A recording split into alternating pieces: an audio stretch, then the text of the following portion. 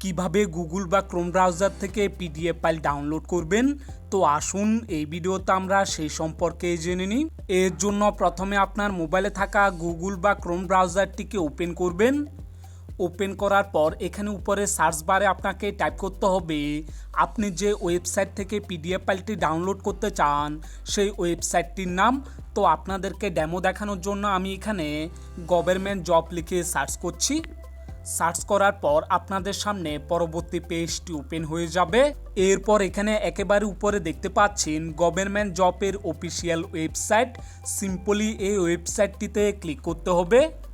ওয়েবসাইটটিতে click করলে আপনাদের সামনে পরবর্তী পেজটি ওপেন হয়ে যাবে।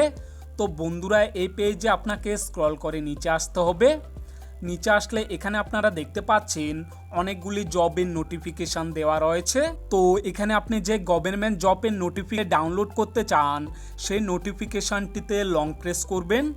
তো লং প্রেস করলে আপনাদের সামনে কিছু অপশান শো করবে। তো বন্ধুরা, এখানে আপনারা একেবারে নিচে দেখতে পাবেন ডাউনলোড লিঙ্ক। সিম্পলি এই অপশানটিতে ক্লিক করবেন। ক্লিক করলে আপনাদের নোটিফিকেশান কিন্তু ডাউনলোড হয়ে যাবে। তো বন্ধুরা, এখানে আপনারা দেখতে পাচ্ছেন আমাদের নোটিফিকেশানটি ডাউনলোড হয়ে গেছে। এরপর বন্ধুরা, আপনার এই নোটিফিকেশানটি কোন অ্যাপসে সেভ হয়েছে তা দেখার জন্য আপনাদেরকে এখান থেকে ব্যাক করতে হবে। ব্যাক করে এসে আপনাদের মোবাইলে থাকা ফাইল ম্যানেজার অ্যাপ্লিকেশনকে ওপেন করবেন।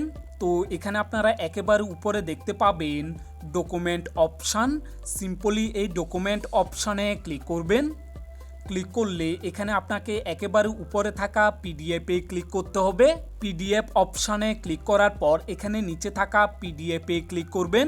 ক্লিক করলে আপনাদের পিডিএফ ফাইলটি ওপেন হয়ে যাবে। তো বন্ধুরা, এই পদ্ধতি ব্যবহার করে আপনি গুগল বা ক্রোম ব্রাউজার থেকে যে কোনো পিডিএফ ফাইলকে ডাউনলোড করতে পারবেন। তো ভিডিওটি যদি আপনাদের কাছে হেল্পফুল হয়ে থাকে তাহলে কমেন্ট করে অবশ্যই জানাবেন। আর চ্যানেলটিতে যদি নতুন হয়ে থাকেন চ্যানেলটিকে অবশ্যই সাবস্ক্রাইব করবেন।